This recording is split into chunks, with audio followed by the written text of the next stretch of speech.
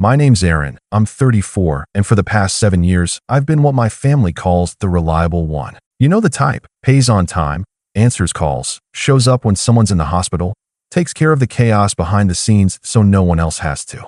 I never asked for that role, never volunteered. But I fell into it the way most eldest siblings do, one missed bill at a time, one hey, could you cover this just once at a time. Eventually, it wasn't a favor anymore. It was expected, and I let it slide for a long time, mostly because it was easier than fighting with them. Until last weekend. My nephew Tyler turned 10. He's a sweet kid, funny, smart, a little quiet around crowds, but lights up when he's around animals. I adore him. Every year, I go out of my way to make sure his birthday is something special, especially since my sister, Jenna, and her husband, Travis, have a habit of planning late and spending even later. Last year, they tried to book a venue the week of the party. It got canceled the night before. I ended up reserving a backup indoor trampoline park out of pocket, $600 just to keep the kids from being crushed with disappointment. They never paid me back, not even a thank you card. This year, I prepaid the venue again, an animal petting farm Tyler had mentioned once in passing. I remembered because he'd lit up when he talked about goats, and I figured, why not? I also chipped in for the cake, the food truck, the rented tables and chairs, none of which Jenna asked for directly, of course. She just texted me things like, we'll need more chairs, can you take care of that? Or food trucks asking for deposit. Should I give them your info? I handled it, because I didn't want Tyler to suffer because his parents were flaky. But something had been building in me lately. A pressure, a quiet, cold realization that I wasn't appreciated, just used. And I think I knew, deep down, that this party was going to be the last straw. It started off fine. The kids were running around the yard, the goats were bleeding, and Tyler looked genuinely happy, which almost made it worth it. Almost. I tried to stay out of the way, helped set up some tables, tipped the food truck guy a little extra, handed out water bottles. Then came cake time. Everyone gathered near the patio where Jenna had set up a folding table for the desserts. She had on one of those boho maxi dresses, all flowy and bright, like she was auditioning for some Instagram parenting reel. Travis stood behind her with his usual smirk, nursing a plastic cup of soda and acting like he'd done anything to earn this moment. Jenna cut the cake, passed a few pieces to the kids, and then turned to me with a tight smile. Here, she said, handing me a slice. Least I can do, since you're always buying your way into being the favorite. I blinked. What? She laughed, but there was no warmth in it. You know, buying stuff doesn't make you special, Aaron. You're just the family wallet. That's all you've ever been. Travis chuckled like she'd just said something wildly clever. It's true, man. Gotta admit, it's convenient. You always swoop in and save the day. I stood there for a second, holding that stupid plate of cake, looking between them. My mom was a few feet away, fussing with napkins. She glanced over, heard enough to know what was going on, and muttered without looking up, "Let it go, Aaron. It's not worth it. Not today. Let it go." The same words I'd heard when they borrowed my car and returned it with a busted bumper. When they accidentally used my Amazon account to order a $900 iPad for Tyler's school. When Travis lost his job for the third time, and I co-signed a private school loan because Tyler deserves better. Let it go. Let it go. Let it go. I looked down at the cake, then over at the gift table where a large white envelope sat, my envelope. Inside was a certified check, final payment on Tyler's next semester at that private academy. They hadn't thanked me. They hadn't even told Tyler it was from me. I overheard Jenna telling someone it was a family gift. I placed the plate gently on the table, walked over to the gift pile, picked up the envelope. "What are you doing?" Jenna asked, half laughing, half confused. I didn't raise my voice. I didn't make a scene. I just said, clear enough for her, Travis, and anyone else nearby to hear, "Good luck covering next semester." I just canceled the payment. She blinked, stunned. "What?" I turned and started walking. "You can't just do that," she shouted, a note of panic creeping into her voice.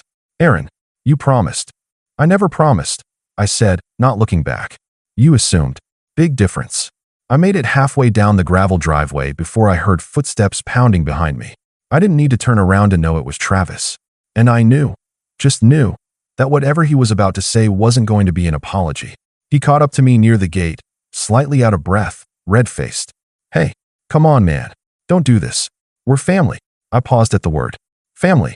The word they all threw around like duct tape, meant to patch over every insult, every manipulation, every broken promise. I turned slowly. Travis stood there, hands on his hips like he was about to give a pep talk. I could see him trying to puff himself up, shoulders square, chin high, the same way he'd looked when he cornered me at Thanksgiving to ask for a small bridge loan that turned out to be 15 grand. He wasn't angry yet, just desperate enough to pretend we were on the same team. "Look," he said, dropping his voice like we were co-conspirators. "I know Jen says stuff sometimes, but you know how she gets when she's stressed. It's not personal, man. Not personal." I raised an eyebrow. "She called me a wallet." She was joking. "No, you laughed because you agreed." He opened his mouth to protest, but I stepped forward, not aggressive, just close enough that he had to take a half step back. "You think I don't notice?" I asked. "The way you only call when you need something? The way you both talk about me like I'm some backup generator that kicks in when you mess up?" His face twitched. The casual mask cracked for just a second. "That tuition payment," I added. "I made it last week. Then I canceled it right before I left the party. The school's already been notified. They'll expect full payment by the end of the month." His lips parted, stunned. "You can't. Tyler needs that school." I nodded. "Yeah, he does. And it's a shame his parents were too busy running their mouths to realize the person keeping him there was standing right in front of them." He reached out suddenly, maybe to grab my arm, maybe just to make a point, but I stepped back. "Don't," I said sharply. "We're done, Travis. I'm not paying another bill. Not a penny. Not for school, not for rent, not for emergencies. You're a grown man. Figure it out." He dropped his hand, eyes flicking around like he was expecting someone to run out and back him up. But no one did. Behind us, the music from the party was still playing faintly, and the laughter of kids echoed across the yard. He looked like a man standing outside a locked house in the rain. "You know," he muttered bitterly, "it must be nice. Having money. Must be real easy looking down on everyone else when you've never had to struggle." That hit a nerve. "I work 70-hour weeks," I snapped. "I skipped vacations, skipped relationships, skipped entire years of my life so I could build something. You think I'm lucky? You think this," I waved a hand toward the driveway, toward the new car parked at the end, "just fell into my lap? While you were sleeping in and job hopping, I was eating tuna from a can and coding websites in a basement at 3 a.m. Travis went quiet. Not ashamed, just quiet. His jaw clenched, but there was no comeback this time. "I'm not mad that you needed help," I said, my voice lowering. "I'm mad that you took it for granted. That Jenna made a speech about how we paid for everything. That your kid doesn't even know who really kept the lights on." He looked away. "Tell her I'm done," I finished. "Tell your wife that the wallet just closed." I turned and walked away, passing the long row of parked cars. I could hear him still standing there, but he didn't follow. When I got into my car and shut the door, the silence hit me harder than I expected. No one had ever chased after me before. Not when I left family dinners early. Not when I stopped texting back for a week. Not even when I skipped Father's Day after Mom told me I owed it to the family to make peace with Dad after he called me a disappointment. I sat there, engine off, hands on the wheel, just breathing. It wasn't just about the money. It never was. It was about being needed only when I could be used. About feeling like the price of being accepted was measured in wire transfers and gift receipts. And I had finally hit my limit. My phone buzzed. "Jenna." First it was a missed call, then a text. "What did you do?" "Tyler's crying. The school called. You're ruining everything." I stared at it for a second. Then another one came in. "Come back and fix this. You're being ridiculous." And another. "If you don't care about us, at least think about Tyler." Then a call from my mom. I let it ring. 10 seconds later, a message popped up. "You need to apologize. We don't treat family like this." I laughed. Out loud. Alone in the car. I typed back. "Exactly." I hit send. Then turned the key, started the car, and pulled away from the party I'd paid for but wasn't invited to anymore. I didn't know what would come next. I knew they'd panic. That there would be voicemails and guilt trips and maybe even a surprise visit or two. But I was done pretending. And I hadn't even gotten to step 2 yet. By the time I pulled into my driveway, it was almost sunset. The sky was that weird orange pink that made everything look soft, like the world had decided to put a filter over my mess of a day. I parked in silence, engine humming down, and just sat there with my phone still lit up in my hand. More missed calls. A few voicemails. One from Jenna that started with a fake sweet, "I just want to talk," and ended with a hissed, "You're unbelievable." Another from Mom, long and guilt-laced, talking about how families don't keep score. I didn't delete them. I didn't even listen to all of them. I just closed the app, shoved my phone into the glove compartment, and locked the car. I didn't want to go inside right away. My place was nice, quiet, clean mine, but the silence in there was heavier than usual. It had always been that way after family events. The noise would drain out, and I'd be left alone with that old ache. The one that whispered maybe I really wasn't built for all that warmth and chaos. That maybe I was only ever invited to keep things functioning. But today, for the first time, the ache felt different. It felt honest. I took the long way around the house, walking through my backyard instead of the front door. I'd landscaped it myself a few years ago, laid the stones, built the tiny deck, strung up soft solar lights that flicked on automatically as the sun dipped. I poured a glass of water from the outdoor tap, sat in one of the wooden chairs, and just listened to the wind for a while. I thought about Tyler. I really did. Not Jenna, not Travis, not even Mom. Just Tyler. That kid deserved better parents, but more than that, he deserved the truth. Not some version of reality they cobbled together to make themselves look good. He was smart. He'd figure it out eventually. I just hoped he wouldn't be too jaded when he did. Eventually, I stood up and went inside. That's when I opened the drawer in my office and pulled out the second envelope. The one Jenna and Travis didn't know existed. The one I'd prepared after they forgot to reimburse me for the last medical emergency, when Tyler broke his arm and they claimed they weren't covered anymore. Inside the envelope were receipts, contracts, and a neat little spreadsheet tracking every dime I'd spent on their family since 2019. It included everything: school fees, hospital bills, party rentals, car repairs, groceries, even the hotel room I booked for them during a hurricane evacuation they didn't bother to thank me for. In total, it came out to $61,437.88, give or take a few cents. But that wasn't the important part. The important part was the email I'd scheduled to go out that morning. Not to them. No, that would have been too easy. It went to the school administrator, the financial aid director, and one of my old college friends who now worked for the school's board. The email simply explained that I was no longer associated with Tyler's tuition, but I was deeply concerned that he might suffer academically due to his parents' financial misrepresentation. It offered to send a full breakdown of prior payments under my name, as well as to provide contact information for someone who could verify the circumstances. That friend, he'd already replied, hours before the party even started. Thanks for the heads up. This explains a lot. I'll have a word with the director. Also, wow, they really did this to you. I replied back with a smiley face and the line, long story. I'll buy you coffee next week. I didn't want to take anything from Tyler. That wasn't my goal. But if Travis and Jenna were going to keep pretending the world owed them for their failures, someone had to break the pattern. I couldn't keep covering for them while they taught that kid to do the same thing. So I took the envelope, scanned everything in, and dropped it into a shared folder labeled, "For when they lie again." I didn't know when I'd use it. Maybe never. Maybe next week. But it was there, and it felt like armor. The next day, the storm really hit. Jenna showed up at my place around 11 a.m. uninvited, of course. I watched her from the upstairs window before she even rang the bell. She was pacing on the front step like she wasn't sure whether to scream or cry. Eventually, she knocked. I waited 5 seconds, then 10, then opened the door slowly. Her expression was all over the place: shock, hurt, fury, and somewhere beneath it all, fear. Real fear. The kind that only shows up when the safety net is finally, truly gone. "Aaron," she started, her voice thin, like she was trying to make herself small.